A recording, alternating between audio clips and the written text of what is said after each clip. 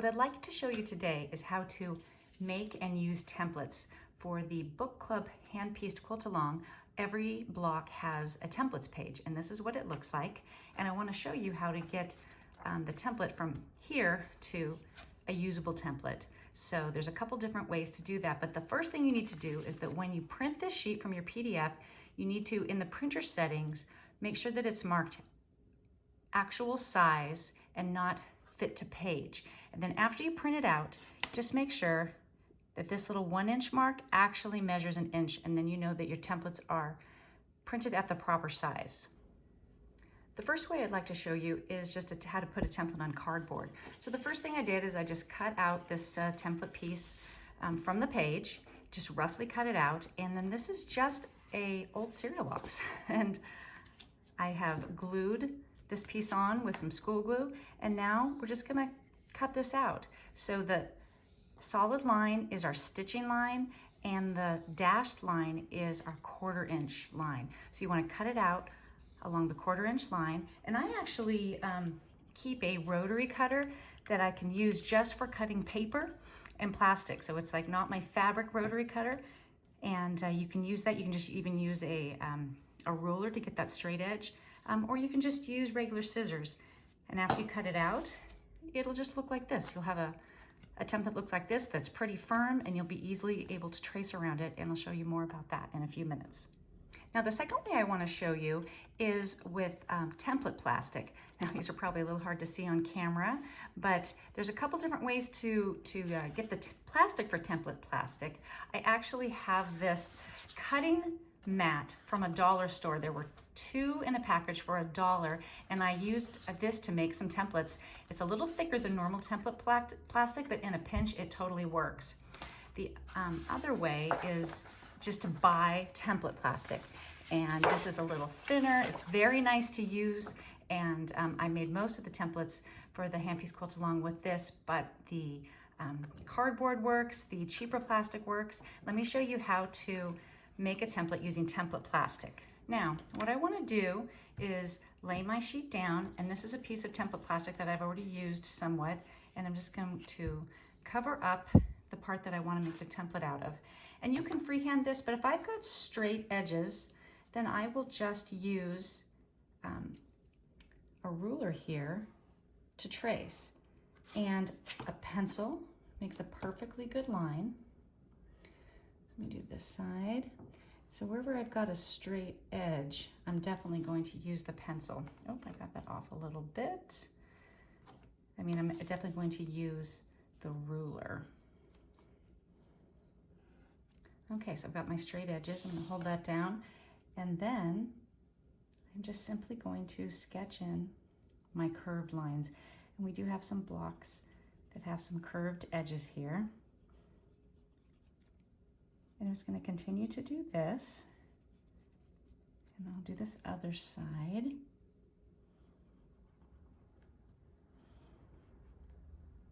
And then when we're done, I'm going to cut this out.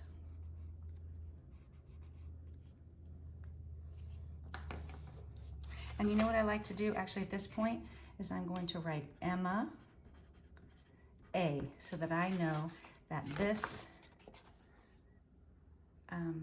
matches this template.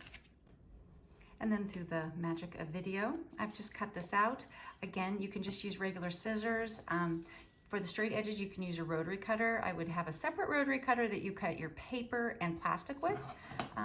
But now we have our nicely labeled template, and let me show you how to use these. Let me show you what to do with the template once you've created one, and how to make a fabric patch out of it. So I'm going to use the ones that I've made out of cardboard here, just because they're a little bit easier to see on camera, but you could do the exact same thing with a plastic one. So for the hand pieced quilts along book club pattern, we've told you the size of fabric that you could use for each block, but you don't have to cut it into those sizes. You can just take your big 1/2 yard or whatever of your fabric, your fat quarter, and lay your templates out more efficiently as you trace them. So I'm going to start here with this template, and I'm going to trace with a pen. You can also use a pencil, but pens show up really nicely, and you're going to cut the line, the pen line off anyway, all right? And so it doesn't really matter. Okay, so there I've traced it, and now I am simply going to just cut this out. Now I personally really like to use a rotary cutter on any straight edge I have, but you're definitely gonna, you know, I would use a pair of scissors here, although if you're good, you could use a rotary cutter there as well. Before I cut this out, I wanted to mention to you that then we need 4 of these, and then you could just, you know, do another one right here, maybe another one right here, another one up there, and just use your fabric, you know, conservatively. Okay, I'm gonna go cut this out and then talk to you about marking seam allowances. All right, while I'm cutting this out, I wanted to show you that where you wanna line your ruler up is right next to your drawn line, and then cut, and you're gonna cut that right off, okay? So you will not see the pen line on your fabric, okay? And once you've cut out your piece, then you're just gonna mark your seam allowances in the same way that you normally do. I like to make sure that I get right to the corner there, just like that.